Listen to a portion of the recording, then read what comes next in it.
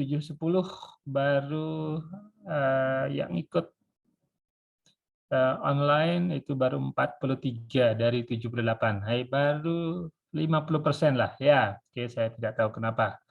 Oke. Sebelum saya mulai, oke. Suara saya kedengaran, Dek? Dengar, Pak. Kedengaran ya. Oke. Sebelum saya mulai ya, barangkali sudah dapat info yang berkaitan dengan apa namanya kuis.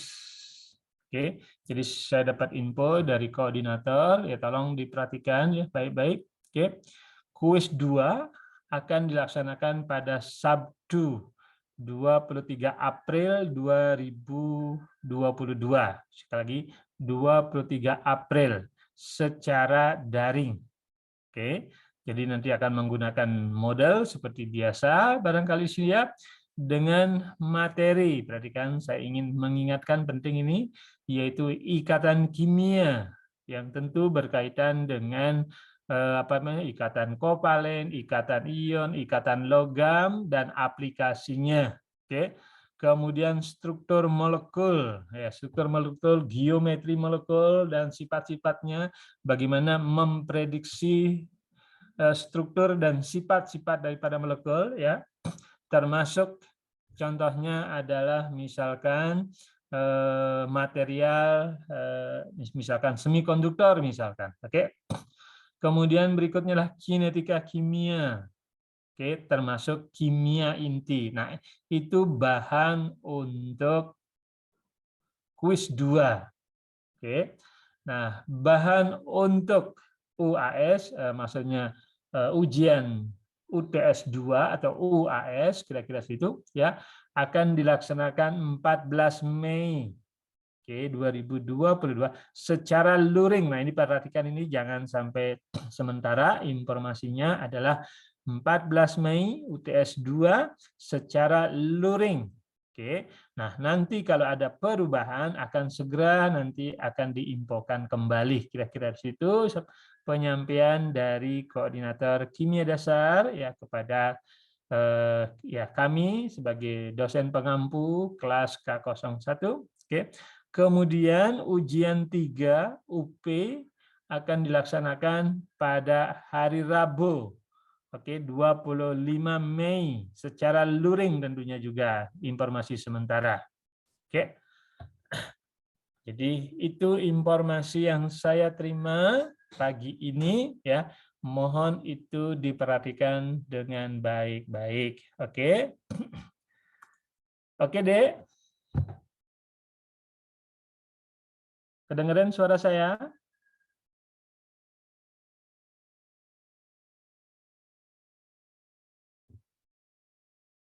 Halo, adik-adik, bisa kedengaran suara saya? Apa yang saya sampaikan tadi, hal penting berkaitan dengan pengumuman persiapan kuis 2, UTS 2, termasuk juga UP serta bahannya.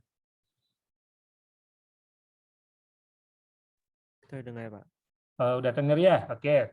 Dan itu nanti informasinya ada di MS Team. Jadi bisa adik-adik lihat juga di sana informasi. Nah, saya hanya mengingatkan saja kalau ada adik-adik yang lupa atau belum baca di MS Team. Ya, oke. Oke, hari ini saya akan lanjut kaitannya dengan bagian 2 mengenai asam basa dan garam. Oke, yaitu kaitannya dengan larutan buffer, larutan ya apa namanya hidrolisis, bagaimana menentukan pH, titrasi, oke, kemudian dan lain-lain lah ya. Bagian kedua termasuk juga kaitannya dengan apa namanya garam-garam yang sukar larut. Itu berkaitan dengan kelarutan nanti ya, oke, kelarutan KSP. Saya kira ada semuanya sudah dapat di SMA tentunya. Oke, saya akan share dulu materinya. Oke, bisa kelihatan, Dek? Sudah bisa, Pak. Sudah ya. Oke, saya nggak perlu mengulang lagi. Ya, saya langsung ke oke. Mudah-mudahan kelihatan. Neoefek ion senama kaitannya dengan larutan baper. Kemarin sudah kita bahas ya. Jadi larutan baper adalah suatu larutan yang mengandung. Oke, kalau artinya sudah setimbang, nanti akan mengandung yaitu asam lemah dengan garamnya atau basa lemah dengan garamnya. Kan itu yang penting ya. Oke, kaitannya dengan larutan buffer. Oke, atau penyangga. Jadi nanti fungsi dari larutan penyangga atau buffer adalah menyangga daripada pH supaya suatu larutan tidak berubah. Oke, sangat besar. Oke, kalau nanti ada tambahan asam kuat atau basa kuat misalnya. Oke, jadi pH praktis tidak berubah. Dan ini aplikasinya banyak di dalam tubuh makhluk hidup termasuk kita sendiri. Misalkan pH baper, misalkan pH darah di dalam tubuh kita, misalkan ya. Oke, nah ini contohnya kalau ada campuran garam, misalkan natrium asetat dengan asam asetat, nah itu sebagai contoh saja. Oke, maka bagaimana penurunan daripada persamaan baper? Saya kira kemarin sudah dijelaskan. Oke, jadi kalau ada larutan seperti itu, maka garamnya akan terurai sempurna. Oke, terurai sempurna menghasilkan ion-ion. Kemudian kalau ada asam lemah, misalkan ada asam asetat, maka di sini kita tahu terjadi ionisasi sebagian. Kalau terjadi ionisasi sebagian berarti ada tetapan kesetimbangan. Nah, perhatikan di sini karena asam asetat itu adalah asam lemah, berarti terjadi kesetimbangan. Kemudian dengan adanya ion yang senama, ion yang senama dari garam yang larut sempurna dalam air, maka otomatis di sini akan terjadi pergeseran kesetimbangan. Kemana bergeser kesetimbangan? Tentu ke jumlah daripada zat yang lebih kecil, kan kira-kira itu ya. Artinya apa? Artinya terjadi pergeseran ke kanan, kan ke kiri, yaitu ke tempat asam karena sisa asamnya bertambah akibat adanya yaitu ion sisa asam dari garam. Oke, di mana hal ini merupakan ion senama. Oke, saya kira ini sudah. Jadi terjadi pergeseran ke kiri. Nah, bagaimana sekarang menghitung konsentrasinya? Nah, ini oke. Jadi saya kira kemarin sudah dibahas bagaimana menghitung konsentrasi setelah terjadi pergeseran kesetimbangan. Nah, perhatikan. Oke. Nah, ini ada kesetimbangan. Sudah kita bahas kemarin. Berarti ada Ka, kemudian ada ion senama. Oke, ion senama. Maka dari sini kita bisa menghitung H+. Oke, H+-nya sesuai dengan aturan kesetimbangan asam adalah seperti ini. Karena besarnya daripada sisa asam yang berasal dari garam jauh lebih besar dibandingkan dengan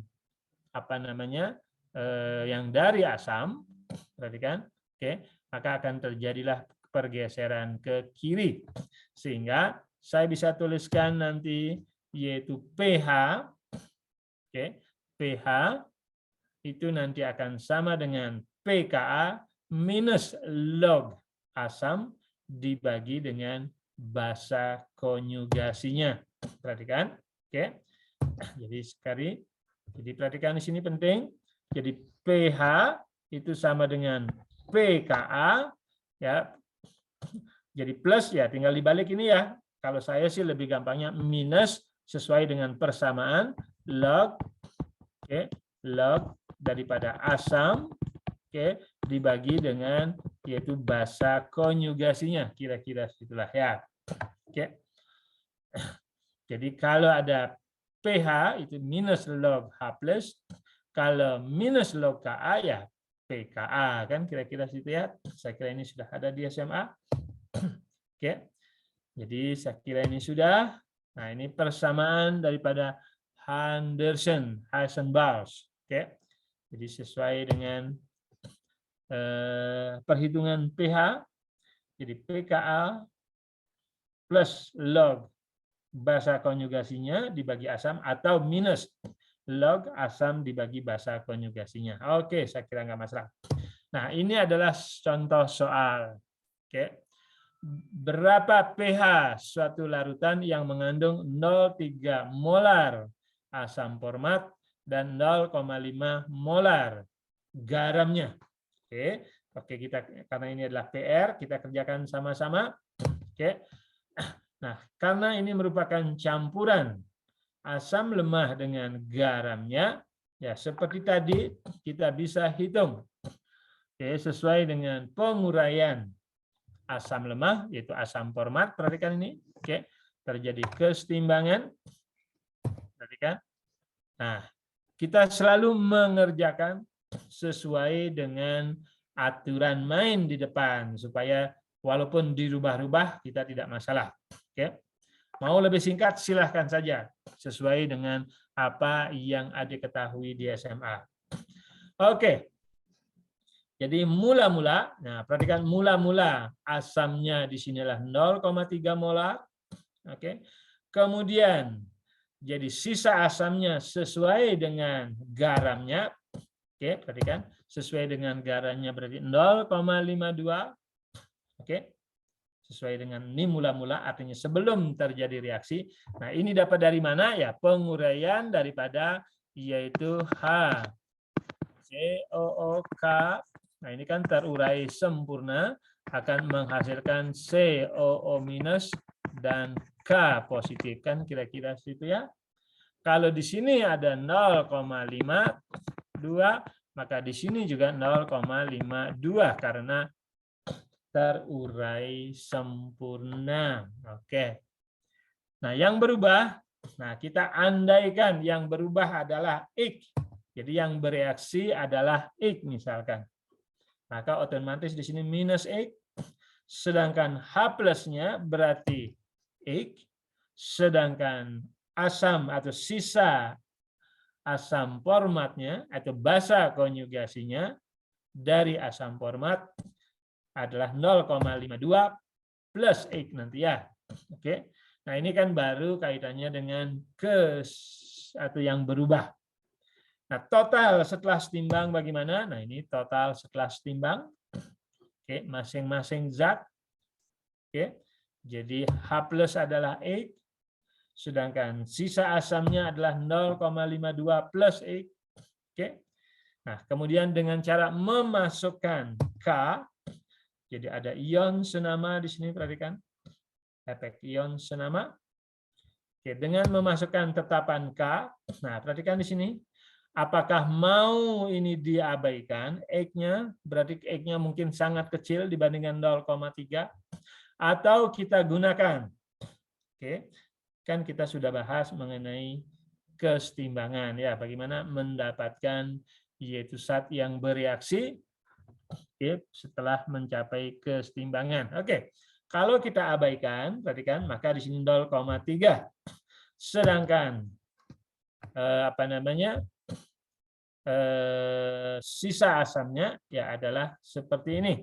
Sehingga dari sini kita masukkan pH, jadi pKa plus log daripada garam konjugasinya dibagi dengan asamnya atau log plus log yaitu garam dibagi dengan asamnya. Sehingga dari sini kita bisa masukkan karena kita tahu pKa daripada asam format kira-kira, oke, bisa lihat di tabel 3,77, oke. Maka kita bisa mencari pH. Oke. pH kira-kira adalah 3,77 plus log 0,5, perhatikan. Oke. Jadi kira-kira 4,01. Jadi 4,01 pH daripada larutan yang mengandung asam lemah dan garamnya. Perhatikan, Dek. Ya. Jadi logika berpikir, karena di sini mengandung asam lemah, kalau garamnya sendiri pasti pH-nya netral. Karena di sini mengandung asam lemah tadi, pasti pH-nya di bawah 7. Kira-kira seperti itu deh logikanya. Ya tinggal menghitung saja. Oke deh ya, saya kira nggak masalah ya. Bisa lanjut deh. Halo? Apa saya bisa lanjut? Apa ada pertanyaan di sini?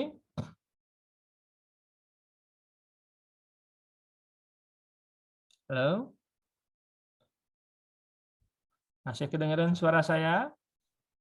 Masih, Pak. Masih ya? Apa saya bisa lanjut? Udah bisa dimengerti ini kaitannya dengan larutan pH baper? Bisa, Pak. Bisa. Oke, saya lanjut ya kalau gitu. Oke. Nah, sekarang baru ya tadi sebenarnya udah larutan baper. Oke. Nah, larutan baper apa? Tadi sudah disinggung, adalah suatu larutan yang mengandung asam lemah dan garamnya, ya asam lemah dan garamnya, atau basa lemah dan garamnya, kan kira-kira juga. Jadi asam lemah atau basa lemah dan garam daripada asam atau basa yang bersangkutan. Oke, saya kira ini sudah.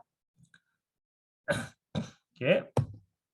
Nah, sekarang larutan buffer fungsinya adalah memiliki kemampuan untuk menahan perubahan pH atas apakah nanti ditambahkan asam atau ditambahkan basa, kan kira-kira situ ya.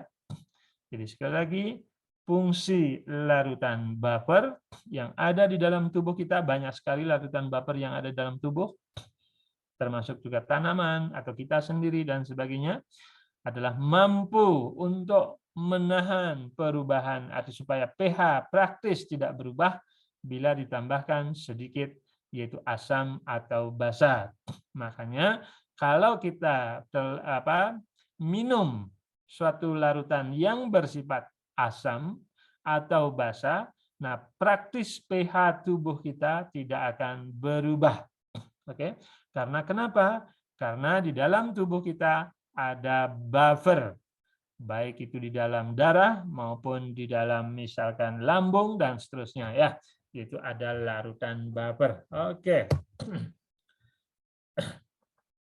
Nah, ini kalau kita ya pertimbangkan bila ada campuran molar yang sama, yaitu campuran dengan konsentrasi molar yang sama antara asam cuka dengan garamnya, asam cuka berarti asam lemah, dan garamnya berarti inilah larutan buffer. Oke. Maka kalau ditambahkan asam kuat, perhatikan, kalau ditambahkan asam kuat, maka pH-nya nanti akan berubah sedikit sekali atau praktis nanti tidak berubah. Contoh, oke. Jadi kalau nanti di dalam larutan buffer ini ditambahkan asam, oke, berarti sisa asam daripada apakah asam atau mungkin dari larutan garamnya akan bereaksi nanti akan menghasilkan asam, kan kira-kira gitu ya. Begitu juga sebaliknya. Oke. Kalau ditambahkan basa atau ditambahkan basa, perhatikan di sini. Jadi OH- ditambahkan basa, maka di sini akan menghasilkan yaitu sisa asam dan air, kan kira-kira situ ya kalau ditambahkan basa. Nah, akibat daripada ini nanti pH daripada buffer ini praktis tidak berubah. Berubah sih berubah, tapi tidak besar. Paling-paling 0,0 berapa gitu kira-kira situlah ya. Oke. Nah, itulah fungsi daripada larutan buffer. Oke, nah ini sebagai gambaran perbedaan antara air dengan larutan buffer. Kalau ditambahkan HCl, perhatikan. pH daripada air kira-kira 7. Kemudian dengan dikasih HCl, oke, kalau dikasih HCl 0, ini dalam satuan mol, ya, maka di sini akan terjadi penurunan pH cukup drastis. Oke, jadi air akan mengalami penurunan pH cukup drastis kalau ditambahkan asam kuat. Misalkan 0,02, 0,04, dan seterusnya. Akan tetapi kalau larutan vapor, praktis pH daripada larutan vapor ini tidak akan berubah. Oke, jadi praktis tidak akan berubah. Walaupun berubah sih berubah, tapi ya sangat-sangat kecil. Makanya itulah fungsi daripada larutan vapor yang ada di dalam makhluk hidup termasuk kita sendiri. Oke. Nah, ini sebagai contoh latihan. Kira-kira larutan yang mana merupakan sistem vapor? Coba Dek, silakan.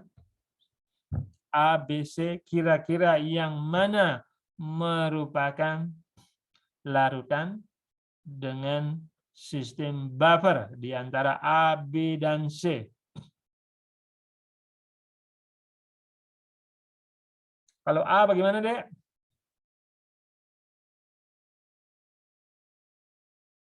Halo? Jangan tidur dong, ya. Walaupun puasa, jadi tetap kalau kuliah, kuliah.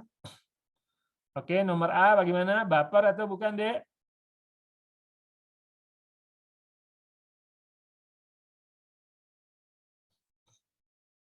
Halo?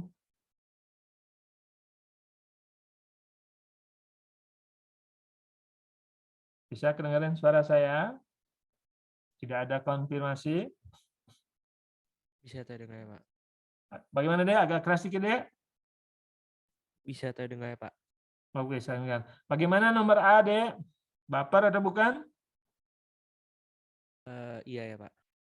Vapor. Oke, kalau B?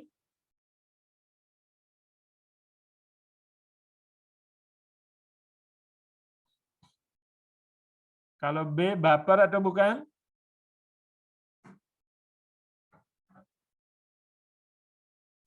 Halo?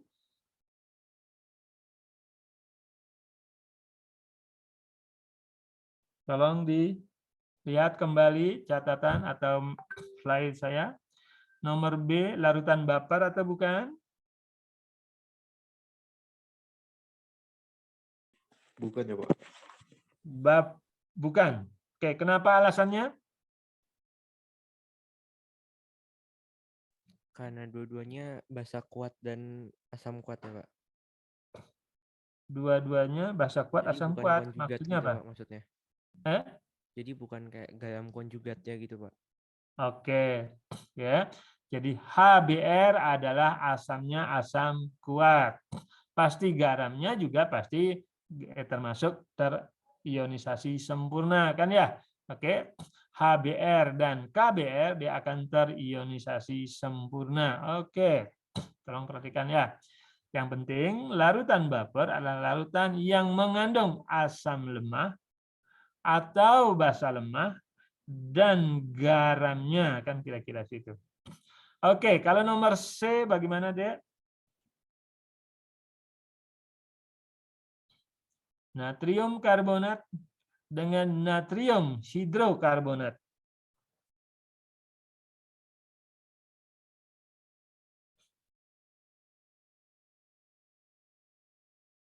Yuk, siapa? Silakan.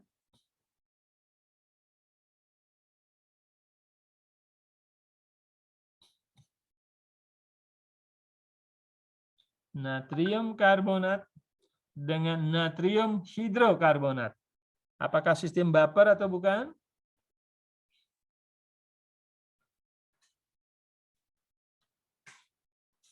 Halo? Siapa bisa jawab? Siapa bisa menerangkan? Nomor C.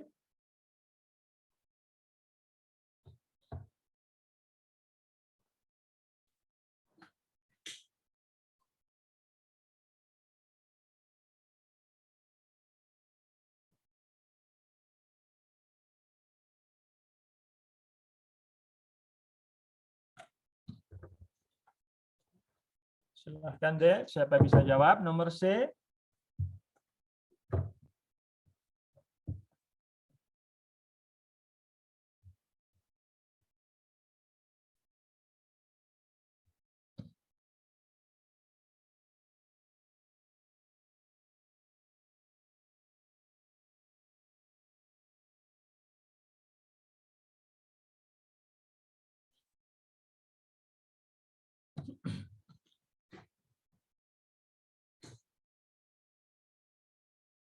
Ayo dek, nomor C bagaimana?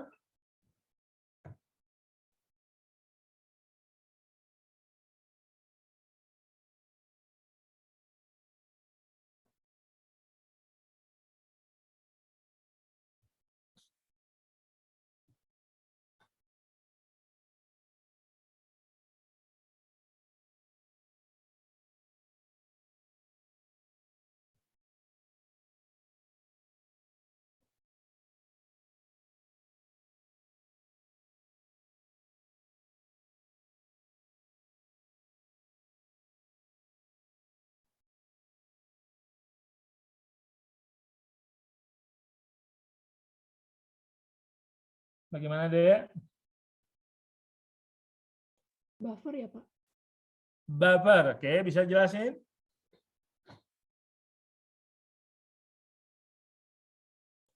Bagaimana Karena menjelaskannya? NaHCO3 adalah asam lemah dan Na2CO3 adalah garamnya. Oke, Na2CO3 adalah garam. Oke.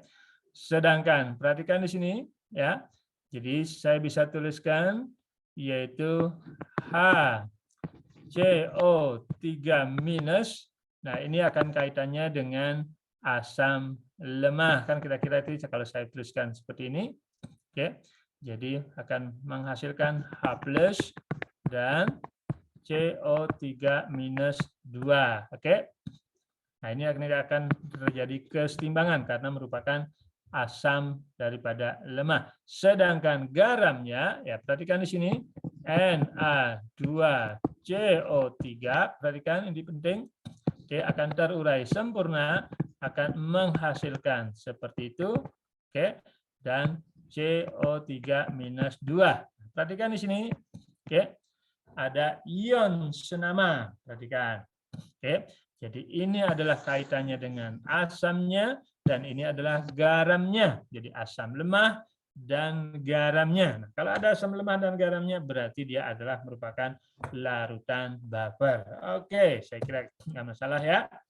Oke, penjelasannya adalah sebagai berikut. Jadi mohon ini penting ya bagaimana bukan hanya menghitung saja tapi harus mengerti apa yang dimaksud dengan larutan buffer.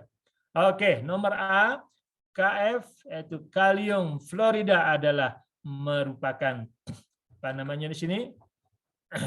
Jadi F di sini merupakan apa namanya? Basa konjugasi dari asam lemah daripada HF kan kira-kira seperti ya. Oke. Sehingga merupakan buffer. Ini salah ya. Jadi HF.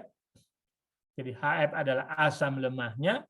Sedangkan F minusnya adalah merupakan, biar enggak salah ya, jadi HF-nya di sini adalah yaitu asam lemahnya, sedangkan F minus adalah basa konjugasinya. Oke, ini salah ya, bukan KF. Oke, jadi larutan buffer. Sedangkan nomor B, HBr itu adalah asam kuat. Jadi kalau asam kuat berarti bukan merupakan buffer. Oke. Berikutnya, nah ini C ya, C adalah perhatikan di sini. Jadi HCO3 adalah asam. Oke, perhatikan asam tadi boleh. Oke. Sedangkan CO3 2 ini adalah basa konjugasinya kan boleh saja kan ya. Oke.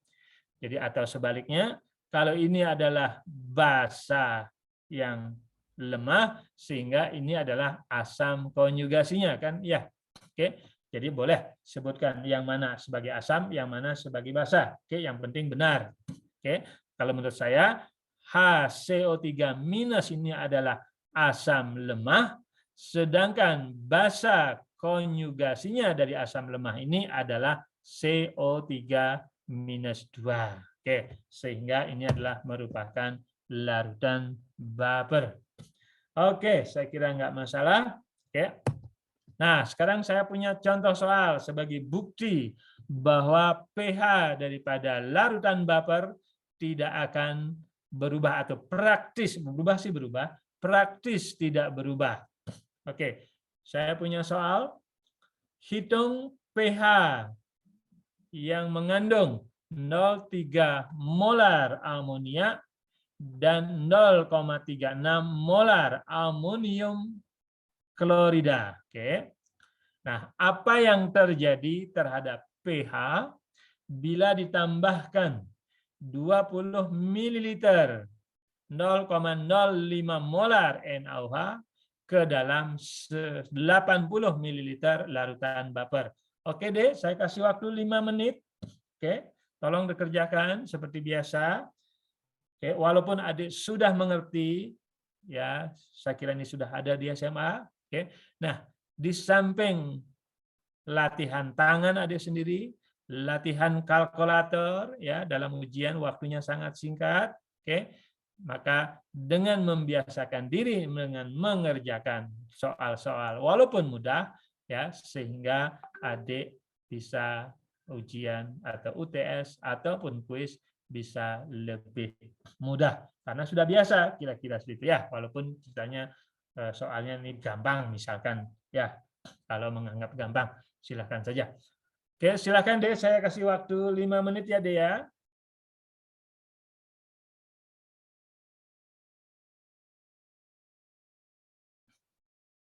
Jadi berapa larutan pH bapernya berapa?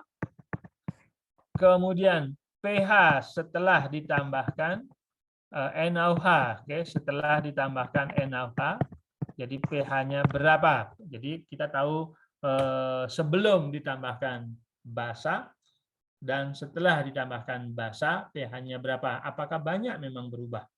Ya, ditambahkan 20 ml 0,05 basa NaOH.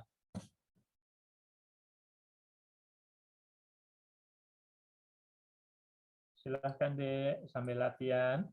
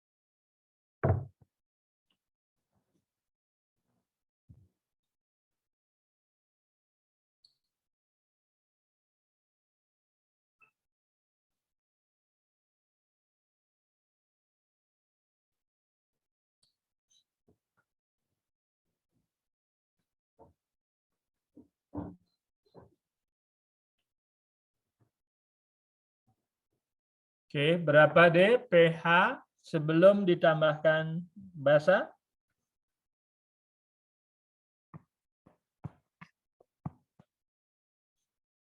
Berapa? Kemudian berapa pH setelah ditambahkan 20 ml dengan konsentrasi 0,05 NaOH ke dalam 80 ml larutan baper? Oke, bagian awal berapa, Dek?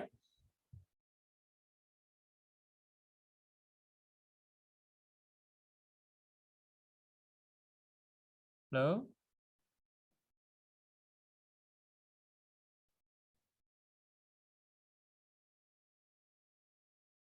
Oke, latihan tangan. Walaupun adik sudah tahu di SMA, saya yakin adik sudah bisa, namun saya harapkan dengan latihan, tangan latihan, mata latihan, oke, sehingga diharapkan hasilnya bisa lebih bagus dibanding adik sama sekali tidak mengerjakan, apalagi tidur, hanya absen saja misalkan. Ya. Oke, berapa Dek pH sebelum ditambahkan basa?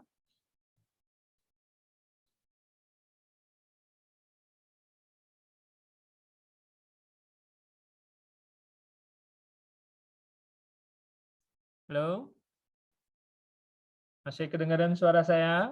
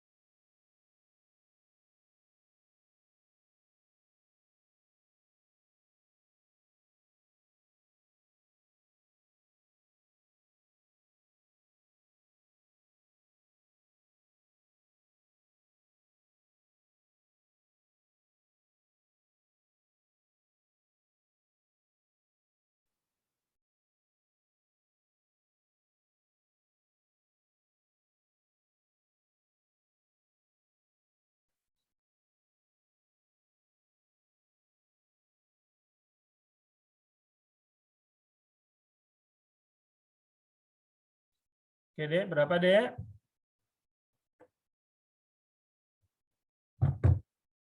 Masih kedengaran suara saya?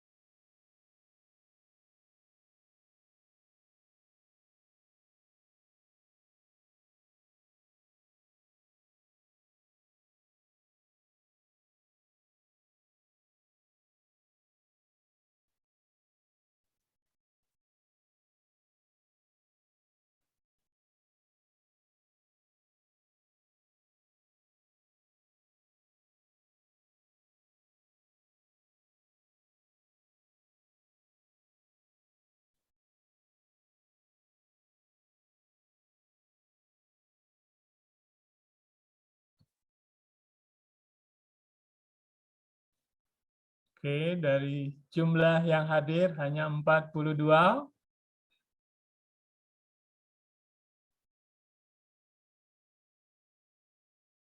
Oke deh, ada yang sudah bisa mengerjakan? Masih kedengaran suara saya?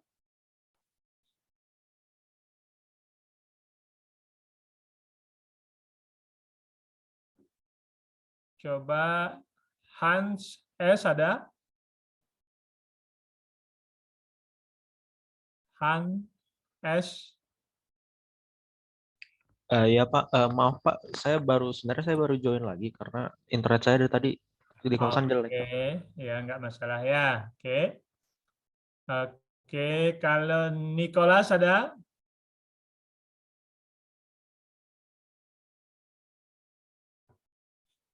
Nicholas Cikara ada?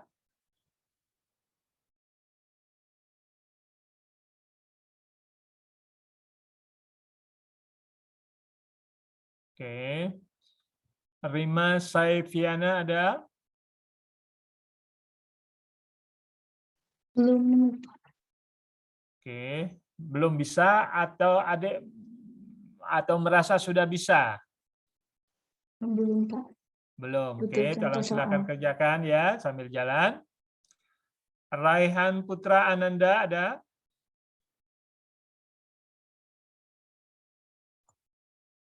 Ada, Pak. Oke, berapa nilainya kalau sudah? Sebentar, Pak. Masih ngitung, Pak. Oke, masih ngitung. Oke, saya tambah waktunya sambil jalan. Ya, siapa yang sudah? Margareta Olivia ada? Iya, Pak. Bagaimana? Sudah bisa mengerjakan? Belum, Pak. Belum. Padahal Masih. ini ada di SMA ya, Dek ya. Oke, sudah biasa ada kerjakan di SMA ini. Ya, hanya mengingat kembali sebenarnya. Oke, nggak apa-apa. Yang penting ujian bisa, oke? Oke, Mihail Utama ada?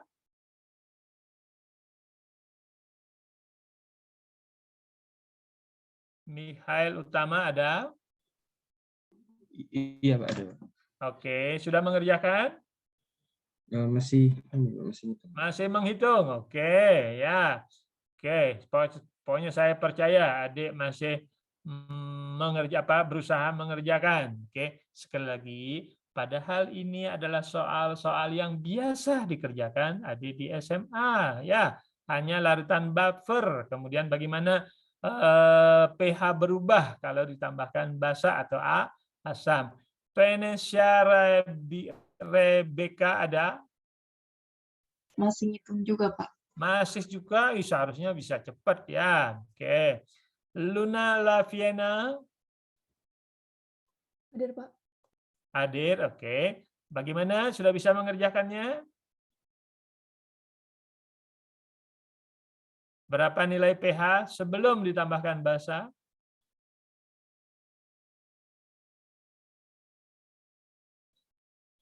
Oke, Untuk saya salut sebelum sahabat saya adik-adik ya, jujur artinya memang kalau belum mengerjakan belum ya, karena kan nilai daripada ini ada di slide sebenarnya ya. Kalau ada adik lihat slide-nya, adik belajar sudah tahu nilainya berapa. Namun kan enggak itu yang saya harapkan. Yang penting adik bisa mengerjakan. Oke, kemudian benar itu jauh lebih bagus ya. Oke. Selma Salsabila ada? Ada, Pak. Oke, sudah mengerjakan belum?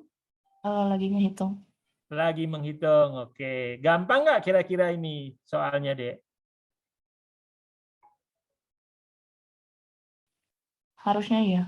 Seharusnya iya. Nah, tinggal menghitung aja kan. Seharusnya gampang banget kan. Kalau adik masih ingat soal-soal atau latihan ya, atau ingat larutan buffer kan kira-kira.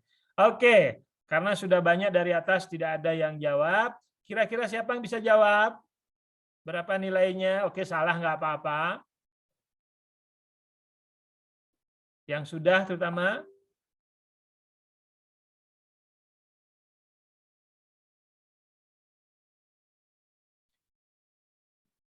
Yang sudah mengerjakan siapa? Nilainya berapa? Oke, saya panggil Bill Clinton ada nggak? Ini presiden loh ya, masa presiden nggak bisa? Bill Pak, Clinton cuman bagaimana? PKA hadir Pak, cuman PKA-nya saya nggak ngerti dapat dari mana. Oh, PKA, PA-nya nggak ada. Oke, biasanya ada di tabel deh. Ya, anggap aja 1,5, maaf, PKB-nya ya. PKB-nya daripada NH3, misalkan anggap aja 1,5 10 pangkat minus 5 misalkan. Oke. Itu sebenarnya ada di tabel. Ya, atau lihat di handbook-nya atau di Mbah Google juga ada. Oke, NH3 sama dengan amonium hidroksida kan? Ya, kalau dalam air. Jadi KB daripada amonium hidroksida kira-kira 1,5 10 pangkat minus 5. Oke, memang di sini tidak lengkap. Jadi KB-nya saya tambahkan 1,5 10 pangkat minus 5. Kalau apa namanya asam konjugasinya ya tinggal di apa KW sama dengan KA kali KB kan kira-kira situ kan ya. Oke. Oke, Noel di sini ada 2 ya. Oke. Mungkin menggunakan HP, menggunakan komputer kali ya. Noel berapa? Sudah mengerjakan?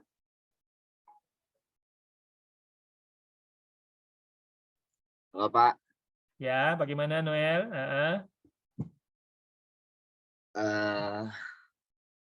saya sih dapatnya sekitar 9,1 atau Sebelum 9. atau setelah tambahkan NaOH? Setelah Pak, Setelah 9,2. 9,2. Oke, kalau sebelum ditambahkan bapernya sendiri berapa? Sebelum tambahkan basa? 9,17. 917. Oke, perbedaannya kan 0,03 ya. Kalau kita perhatikan ya. Oke, yang penting salah satu sudah ada yang mengerjakan, coba kita kerjakan apa rame-rame ya. Oke, tolong perhatikan dong ya. Oke, kita kerjakan sama-sama. Jadi bisa saja dikerjakan. Ini adalah berkaitan dengan tinggal dibalik saja NH apa namanya 4OH atau basa gitu ya. Oke, nanti akan terurai sebagian menghasilkan NH4 plus dengan OH minus kan gitu ya. Nanti ada KB di sini kan ya. Oke, bisa saja. Nah, kalau yang dikerjakan di sini itu berkaitan dengan yaitu asam konjugasi daripada NH4 kan ya. Perhatikan di sini. Oke. Jadi kita anggap di sini adalah asamnya berarti asam lemah kan ya. Oke. Kalau ini kan kaitannya dengan basanya. Oke, terserah saja mau menggunakan basanya NH4OH atau NH3 boleh atau berkaitan dengan asam konjugasinya kan. Asam konjugasi dari NH4OH atau NH3 kan sama dengan NH4+ kan ya. NH4+ kan. Oke. Kalau mau mengerjakan ini, oke, kita pelan-pelan.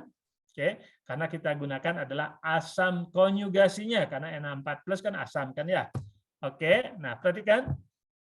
Kalau lihat dari pH di sini kayak kita langsung kalau menggunakan ini pasti berkaitan dengan apa namanya OH nanti ya. Oke, karena menggunakan asam konjugasinya oke, sesuai dengan apa namanya persamaan kan di sini kan ya.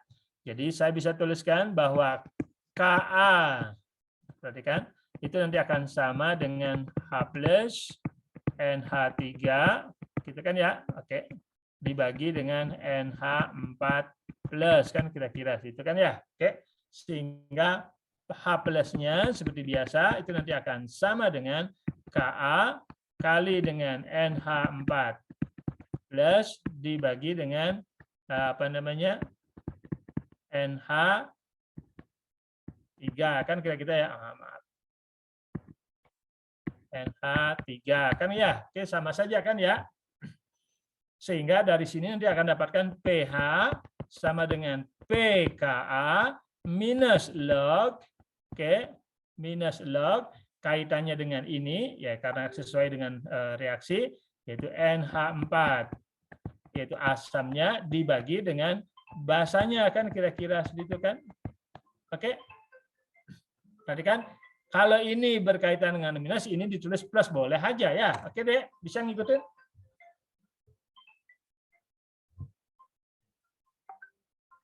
Bisa ngikutin deh, mau menggunakan ini boleh saja ya. Oke, nah tinggal sekarang menghitung KA-nya itu ada di tabel. Oke. Jadi kalau tahu KB-nya misalkan 1,5 10 pangkat minus 5, maka PKA-nya pasti kita tahu. Oke, kita tahu PKA daripada amonium hidroksida atau amonia, sama saja ya. Jadi sekali lagi, amonium hidroksida itu sama dengan amonia. Karena kalau amonia dalam air itu pasti akan sama dengan amonium hidroksida. Oke deh, bisa ngikutin? Nah, kemudian mau menggunakan persamaan ini boleh sesuai dengan persamaan ini. Mau menggunakan persamaan yang seperti saya ini negatif boleh saja. Oke, kan sama kan? Ya. Oke, perhatikan sekarang. Nah, karena di sinilah menggunakan plus ya, nanti akan seperti ini kan? Oke deh. Oke. Jadi NH3 berarti oke, jadi NH3 langsung diketahui, sedangkan kaitannya NH4 plus ini kan 0,36, sehingga dari sini nanti akan diperoleh yaitu pH 9,17. Oke, pas sekali sesuai dengan yang ada di perhitungan. Oke, saya kira nggak masalah ya. Nah, sekarang saya tambahkan 20 ml konsentrasinya. Oke, jadi kalau saya tambahkan basa, perhatikan kalau saya tambahkan basa di sini, oke, otomatis dia akan bergeser ke kanan, yaitu amoniumnya bertambah, oke, sedangkan NH4-nya berkurang, oke. Dari sini kita bisa menghitung. Jadi OH-nya berapa? Nah, perhatikan kita mulai sekarang berkaitan dengan apa? Start. Kemudian setelah bereaksi dan seterusnya, oke, ini sama saja menghitungnya ya, jadi saya kira nggak masalah. Startnya, nah dari sini kita bisa tahu akhirnya berapa, oke. Nah start, perhatikan, kita hitung dulu ya amonium. Jadi amoniumnya sendiri kita bisa hitung, oke, kalau ditambahkan. Nah, perhatikan kalau ditambahkan 20 ml, tinggal kalikan ini dulu. Oke, molnya berapa? 20 kali 0,05. Oke, kemudian nanti perhatikan, ini kan pasti akan bergerak ke sini kan ya, sehingga 0,36 dikurangi nanti, perhatikan. Oke, nah ini adalah 0,01, perhatikan 20 kali ini, 0,01, oke. Sedangkan NH3-nya 0,024. Perhatikan ini. Dari mana asalnya? Oke. Perhatikan, kalau ini kan kaitannya dengan kita bisa menghitung. Oke, setelah nanti ditambahkan ke dalam 80 ml buffer. Nah, kalau 80 ml buffer, perhatikan ini ya. Jadi 0,3, perhatikan 0,3 dikali dengan 80 ml dibagi 1 liter ya. Nanti akan 0,024 mol. Perhatikan deh. Oke. Jadi 0 ini kan NH3. Jadi 0,3 dikali dengan 80 dibagi 1000. Ya, nanti akan diperoleh 0,024. Oke deh awalnya. Sedangkan NH4, perhatikan NH4 kan tinggal ini kan ya. Oke. Jadi 0,36. Oke, 0,36 dikalikan dengan 80 dibagi 1000. Benar nggak nilainya segini deh, 0,029?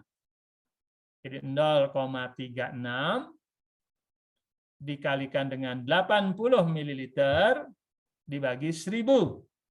Oke? Sama dengan 0,029 startnya ini. Artinya setelah 80 ml kan ya. Oke. Nah, sekarang akhirnya berapa? Nah, karena ini bergeser kan ya, bergeser ke karena tambahin basa, berarti bergeser ke kanan. Perhatikan. Nah, berarti kalau ini berkurang segini, nah maka ini nanti akan berkurang 0,01 sehingga amoniumnya adalah 0,028, sedangkan amonianya, perhatikan amonianya nanti adalah yaitu nambahkan ya sebesar ini sehingga menghasilkan 0,025. Nah, dari sini kita masukkan lagi pH. Oke. Nah, maaf volume totalnya dulu karena kan ini baru 80. Kita tahu volume totalnya nanti adalah yaitu 100 ml. Nah, tinggal dibagi kan jadikan per liter kan ya karena selalu konsentrasi larutan dalam molar. Perhatikan. Oke, mol per liter larutan. Nah, tinggal dibagi 0,01 jadi amoniumnya jadi adalah 0,028 dibagi 0,1 sedangkan NH3-nya adalah 0,025 dibagi 0,1. Oke, kita tahu. Kemudian masukkan. Nah, kebetulan ini volumenya tidak berpengaruh di sini ya. Nanti nilainya adalah 9,20. Oke, Dek, bisa ngikutin, Dek? Sampai di sini. Nah, ini yang mengerjakannya dengan cara menggunakan yaitu asam konjugasi daripada amonia. Oke. Bisa saja menggunakan langsung amonium hidroksida terurai menghasilkan ini. Sehingga yang dihitung adalah pOH nanti. Oke. Sekali lagi yang dihitung pOH. Nah, kalau pOH-nya sudah dapat, kita tinggal mengubah menjadi pH. Oke, Dek? Bisa ngikutin? Halo? Bisa, Pak. Bisa ya. Nah, karena di dalam latihan ini menggunakan asam konjugasi dari amonium hidroksida atau amonia, nah, Adik bisa kerjakan nanti di rumah dengan menggunakan amonium hidroksida, oke? Atau NH3 boleh ya, oke? Nanti menghasilkan ini. Nah, ini kan terurai, nanti akan diperolehlah pOH nanti, oke? pOH. Jadi pOH itu nanti akan sama dengan PKB minus log basa dibagi dengan asam konjugasinya. Kan kira-kira seperti itu kan ya. Oke. Jadi nanti ada pOH. Nah, kalau pOH sudah tahu, oke, saya bisa menghitung pH-nya. Oke, hanya memang lebih banyak harus mengubah dari pOH menjadi pH. Nah, kalau langsung menggunakan asam konjugasinya dari NaOH atau amonia, nanti langsung diperoleh pH. Oke, saya kira nggak masalah ya. Sampai di sini. Nah, ini akan sering keluar ujian deh yang hal-hal seperti ini ya, karena ini konsep-konsep dasar dan sering aplikasinya di dalam makhluk hidup. Ya, artinya sering digunakanlah dalam kehidupan sehari-hari. Oke. Nah, nanti itu pokoknya tolong bisa dikerjakan dengan menguraikan ini deh ya. Oke. Kalau tahunya pKa-nya tahu adalah sebesar 9,25, maka PKB-nya kalau menggunakan KB nanti itu kira-kira berapa deh? Tinggal 14 dikurangi 9,25. Oke. 9,25 kan sama saja ya. Kira-kira di sini 5 atau 4,75 kan ya. Oke. PKB-nya. Sehingga dari sini nanti akan diperoleh pOH sama dengan PKB minus log basa yaitu NH3 atau NaOH dibagi dengan NH4+. Kan kira-kira itu sesuai dengan persamaan ini kan? Oke. Nah, tinggal masukkan saja. Oke. Nah, yang jadi problem adalah yang kita peroleh adalah pOH. Nanti pOH baru berubah menjadi pH. Kira-kira itu maksudnya ya. Oke. Bisa ngikutin deh sampai di sini dulu.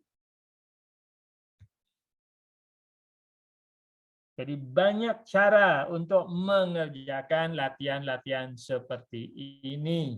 Oke, bukan hanya harus mengikuti yang ada di slide, tidak perlu.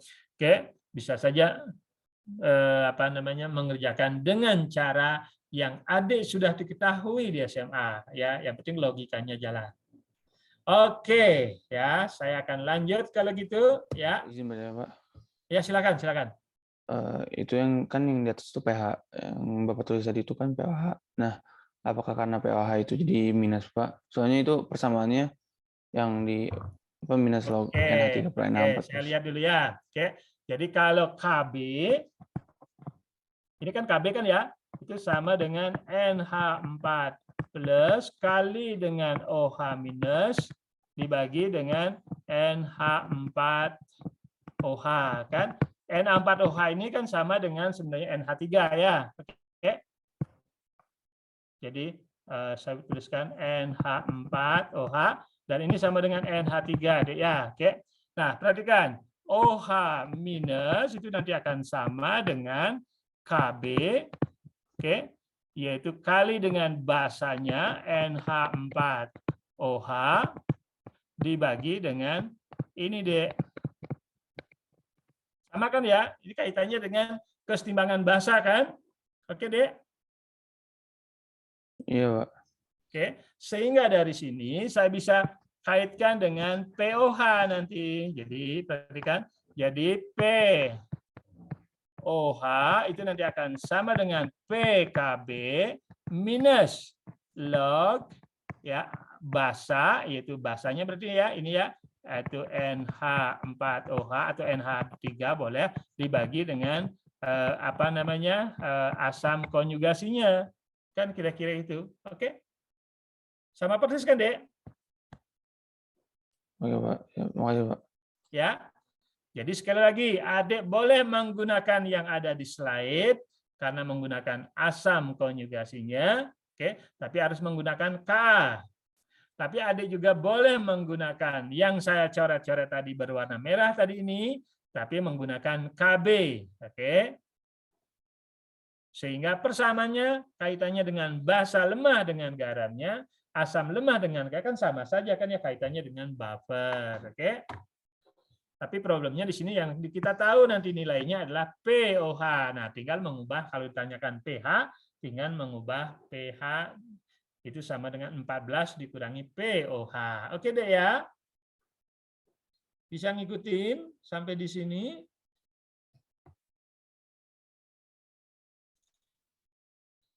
Sekali lagi ya, makanya kalau adik bisa, oke, saya kira tidak akan masuk. Nilainya nanti akan sama, tidak akan berubah. Baik menggunakan basanya, penguraian basa di sini, maupun menggunakan asam konjugasinya. Kira-kira seperti itu deh. Ya. Bisa ngikutin sampai di sini?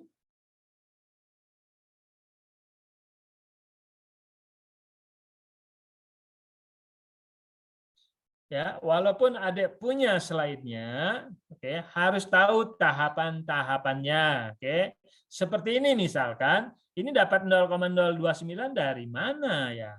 Oke, kan kira-kira itu ya, oke. Nah, 0,029 ini dari 0,36 dikali 80 dibagi 1000, kan kira-kira itu deh, oke. Begitu juga 0,024 ini dari mana? Yaitu 0,3 kali 80 dibagi 1000 kan? Oke deh ya.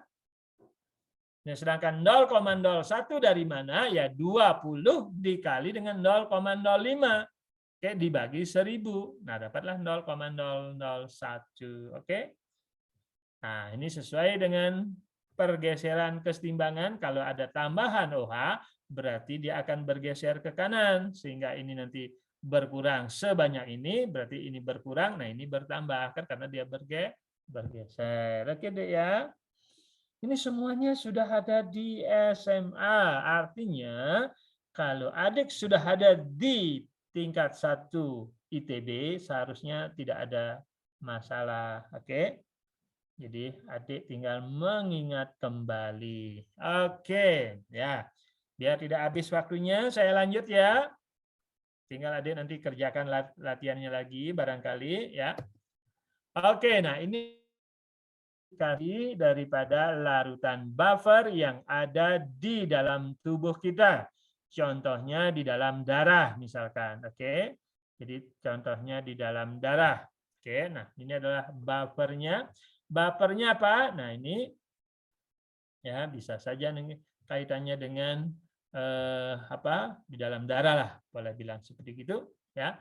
Nah, dalam larutan buffer pasti ada basa lemah atau garamnya atau asam lemah dengan garamnya kira-kira. Nah, sebagai contoh misalkan ini sebagai asamnya.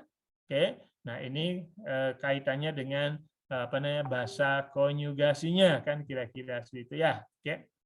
Nah, inilah kaitannya buffernya. Sebagai contoh nih, buffernya itu banyak sekali sebenarnya dalam tubuh kita. Oke, termasuk di darah, di lambung, dan seterusnya. Sehingga kalau kita memakan sesuatu yang bersifat asam atau basa, praktis pH dalam tubuh kita tidak berubah kira-kira. Kalau berubah terlalu tajam ya kita bisa mati deh ya. Oke, makanya itu apa namanya kebesaran yang ada di atas ya, adanya buffer. Oke. Saya kira nggak masalah. Nah, masih saya kira waktunya. Oke, saya lanjut dengan titrasi sekarang. Oke, titrasi. Nah, titrasi adalah yaitu tujuannya adalah yaitu suatu larutan yang tidak diketahui konsentrasinya, oke, ditakar atau dibandingkan dengan suatu larutan yang sudah diketahui konsentrasinya. Kira-kira itu maksudnya ya. Jadi dalam titrasi suatu larutan, oke, konsentrasi yang tidak diketahui ya akan ditambahkan ke dalam suatu larutan lain misalkan yang tidak diketahui konsentrasinya sampai terjadi reaksi sempurna. Oke, sampai terjadi reaksi sempurna. Nah, pada saat reaksi sempurna itulah dikenal sebagai titik akhir titrasi. Oke. Nah, apakah yang ditentukan nanti titik akhir titrasi? Tentu tidak. Nanti ada titik ekivalen. Oke. Nanti yang ditentukan sebenarnya adalah kalau bisa titik ekivalen. Artinya apa? Ekivalen asam dan basanya sama. Nah, kalau pada saat titik ekivalen, larutan agak susah dengan menggunakan mata sendiri. Bagaimana mengindikasikan terjadinya perubahan. Karena perubahan suatu larutan, misalkan dari merah menjadi biru, misalkan atau sebaliknya, oke, karena kita menggunakan indikator, maka harus lebih sedikit dari larutan sebelumnya. Kalau pada saat titik ekivalen, otomatis belum terjadi perubahan warna larutan. Kalau belum terjadi perubahan warna larutan, nah kita tidak tahu kapan selesainya. Kapan titik ekivalen, makanya pasti lebih sedikit. Nah, pada saat lebih sedikit itulah dikenal sebagai titik akhir titrasi. Oke, jadi titik akhir titrasi tidak sama dengan titik ekivalen. Bisa ngikutin deh?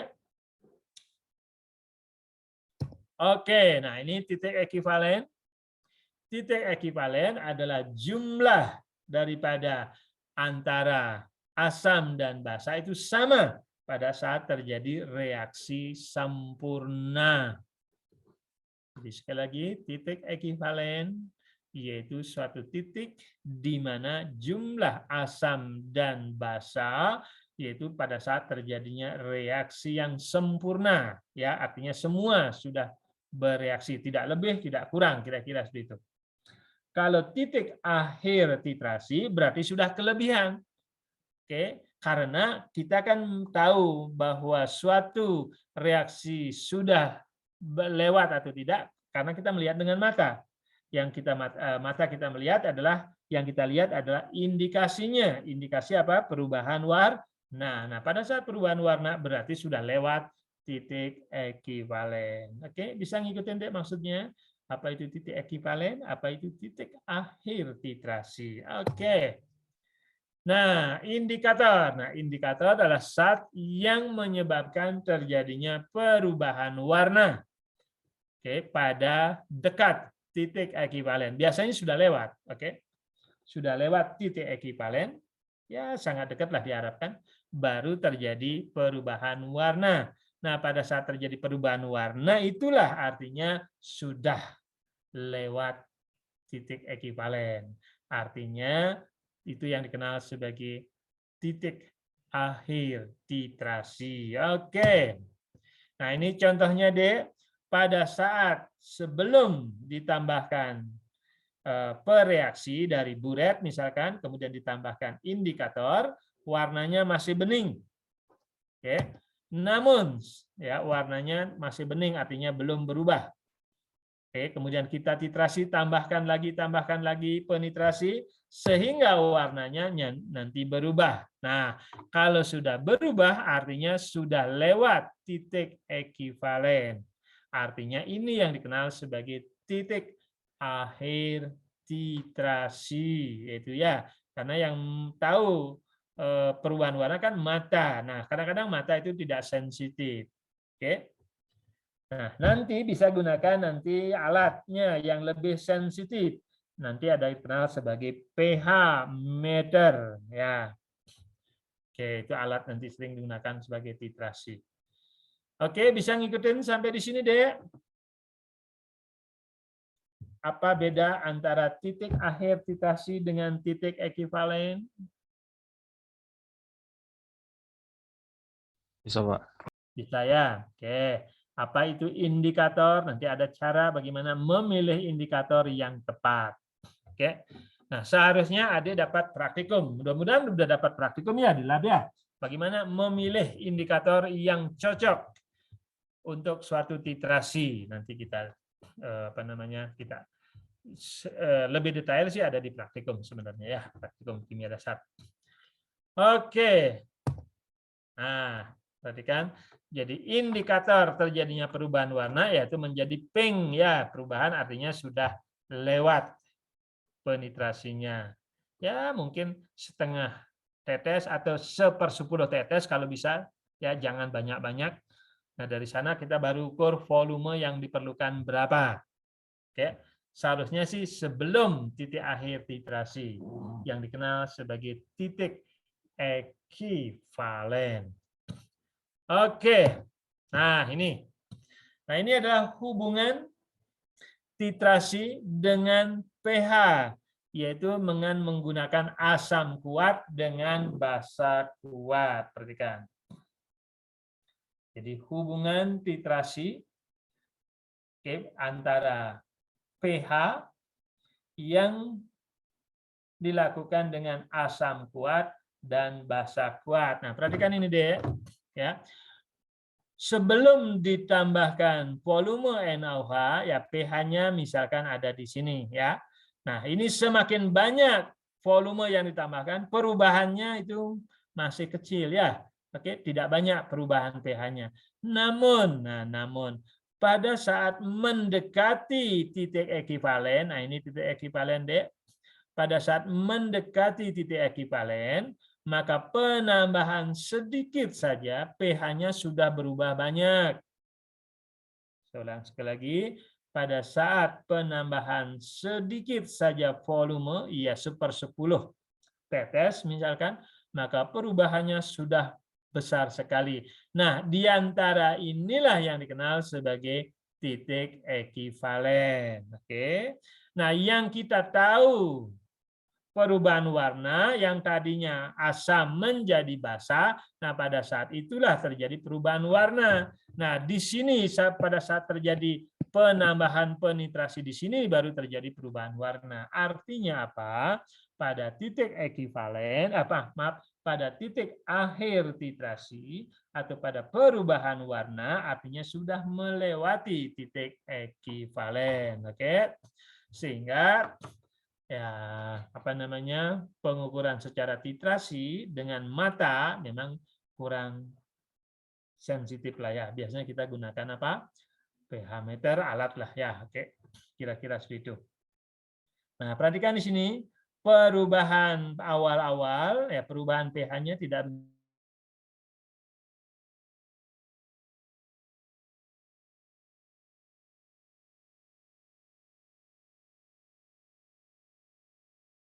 antara asam kuat dengan basa kuat. Kalau asam lemah dengan basa kuat, nah ini internetnya tidak stabil. Kalau asam kuat dengan tadi apa? Asam kuat dengan basa lemah, nanti kurvanya seperti gini deh. Gitulah ya. Oke. Jadi sekali lagi, saya ulang sekali lagi ya. Nanti kurvanya seperti ini. Maaf. Ya. Oke. Jadi kalau asam kuat dengan basa lemah, ya seperti warna kurva ini, artinya titik ekivalennya nanti ada di daerah sini deh. Kalau asam lemah dengan asam kuat dengan basa lemah, oke? Kalau sebaliknya asam lemah dengan basa kuat, nanti kurvanya adalah sebagai berikut. Nah ini kurvanya nanti, gitu.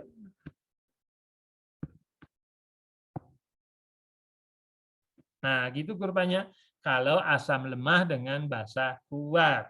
Oke? Kira-kira lah ya. Oke. Nah, yang penting bagaimana nanti perhitungannya. Oke, perhatikan. Kalau asam kuat dengan basa kuat, nah ini kan terjadi reaksi sempurna. Oke, nanti kurvanya adalah sebagai berikut. Nah, ini perhatikan ini kurvanya ya. Ini sangat tajam sekali lah ya, sangat tajam. Sehingga pH-nya itu sekitar 7. Oke, pH-nya sekitar 7 kalau asam kuat dengan basa kuat. Oke, nah ini kaitannya dengan reaksi penetralan sempurna. Oke. Sehingga pH-nya nanti ada 7 karena besarnya OH dan asam itu sama, membentuklah H2O. Oke. Nah, sekarang ini adalah asam lemah dengan basa kuat. Perhatikan gambarnya ini ya. Tadi sudah disinggung. Berarti titik ekivalennya kalau basa kuat pasti ada di atas 7, misalkan 9 atau 10 misalkan. Oke. Titik ekivalennya. Di gambarnya seperti ini deh. Kalau asam lemah dengan basa kuat. Contohnya adalah asam cuka dengan NaOH. Oke. Nah, sehingga di sini akan terjadi, nah kalau ini adalah kaitannya dengan membentuk garam, kemudian kaitannya dengan asam lemah dengan OH di sini, maka reaksinya sebagai berikut. Oke. Makanya di sini nanti kurvanya agak tidak sempurna lah ya. Oke. Jadi pH-nya nanti ada di pH di atas 7 kalau basa asam lemah dengan basa kuat. Oke. Nah, ini pH-nya ada titik ekivalen, maksudnya pH titik ekivalen ada di atas 7. Oke, nanti kita lihat latihan.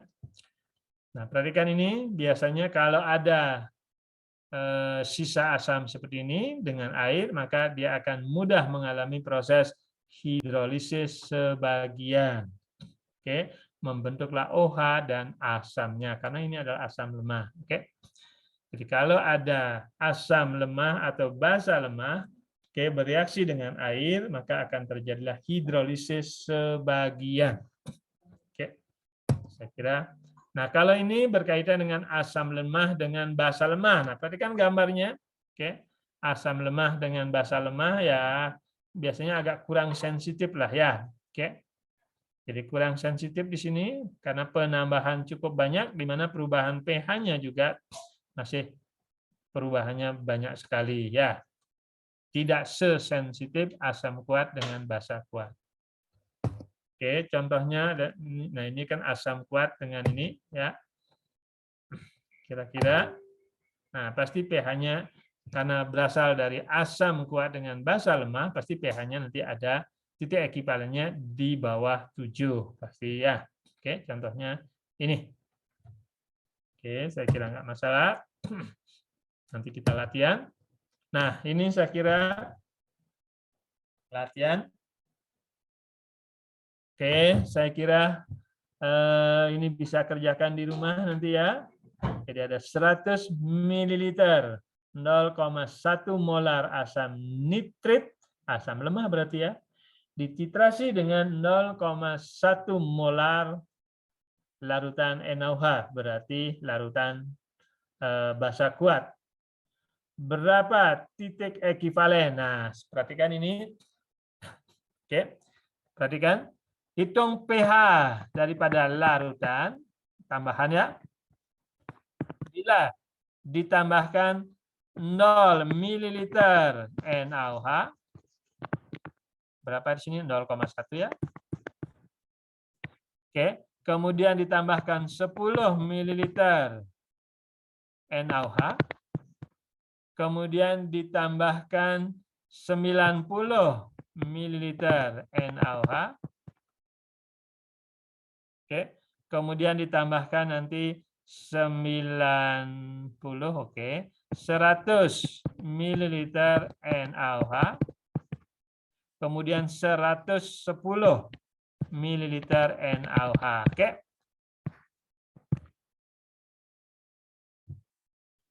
Oke, Dek. Bisa kerjakan ini di rumah ya. Halo, masih kedengaran suara saya? Jadi ini ditambahkan ya. Kalau titik ekivalensi berarti ini titik ekivalensi ya. Ini tambahkan soalnya. Jadi berapa pH A pada 0 ml NaOH 0,1 M, B 10 ml NaOH 0,1 M, kemudian C 90 ml NaOH 0,1 M, kemudian 100 ml, kemudian 110 ml. Oke, Dek? Bisa ngikutin, Dek?